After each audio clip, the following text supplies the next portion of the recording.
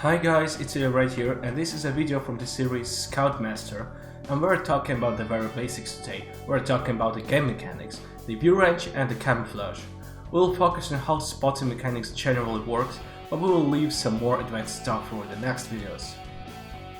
Now, in our game, we see and lose out of vision enemies all the time, and if you want to play the light tanks effectively, it's important to know how it all works.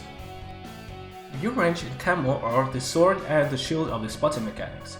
The view range of the tank which you see in the garage is the maximum theoretical distance at which you can spot an enemy, if the view range is not greater than 445 meters. If it is greater than 445 meters, you can still spot the enemies at the maximum distance of 445 meters. In other words, it's impossible to spot an enemy which is further than 445 meters from you. You either need to close the distance or let someone else spot the enemies. However, the fact that the enemy is within your view range does not guarantee you will see him. Each tank has particular camo rating, which consists of 4 numbers: stationary camo and stationary camo after shot, and camo on the move and camo on the move after shot. Note that shooting significantly decreases your camo.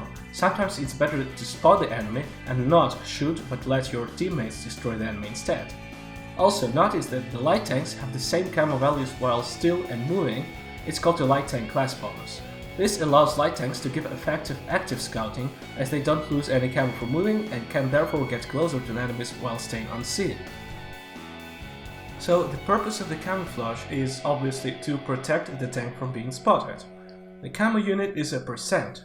So how does it work? The camo percentage of the tank is subtracted from the view range of the tank which is trying to spot it. Let's consider several examples to make it completely clear. These examples are held in the open field without any obstacles between the tanks, without any bushes, so in perfect conditions. Suppose we're playing M41 Bulldog with only camo crew skill but without any view range crew skills, without any equipment.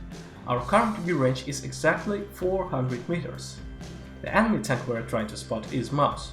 Mouse has close to 0 camo, all 4 values, so for this experiment we assume it is exactly 0. Then the Mouse will be spotted at 400 meters because it has no camo to stay hidden.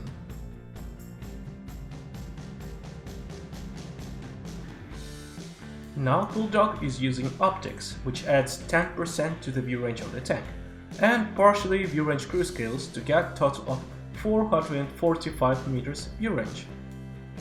Then Mouse will be spotted at 445 meters, so no magic here.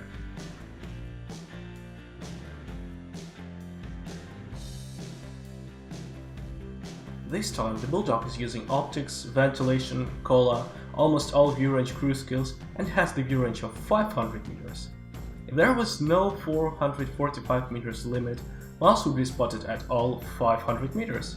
But according to the game mechanics, Mouse will be spotted at 445 meters, because it is the maximum distance at which the enemy can be spotted.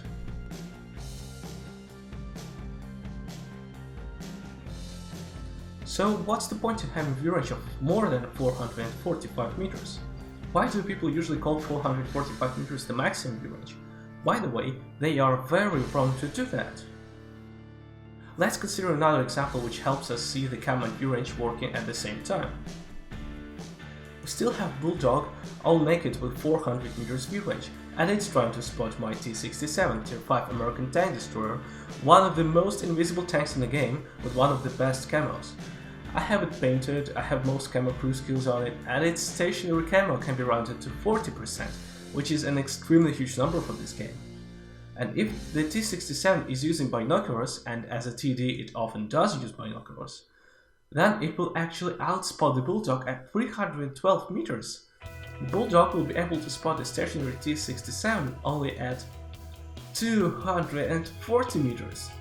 The reason for that is that T-67's camo rating negated 40% of the Bulldog's view range, and Bulldog negated only 30% of the view range of T-67 binoculars, but it wasn't enough.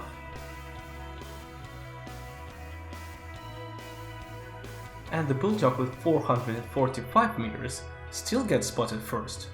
Now let's equip our Bulldog with binoculars, ventilation, all view range perks. We will even use cola and get roughly 500 meters view range when Bulldog is standing still. If the bulldog moves a bit and then stops to use binoculars all the time, then, following the same mathematical reasoning, the T67 will be spotted at 330 meters, and bulldog will stand spotted until it's 312 meters close to T67. By the way, please don't take this example as a reason to carry binoculars on a light tank.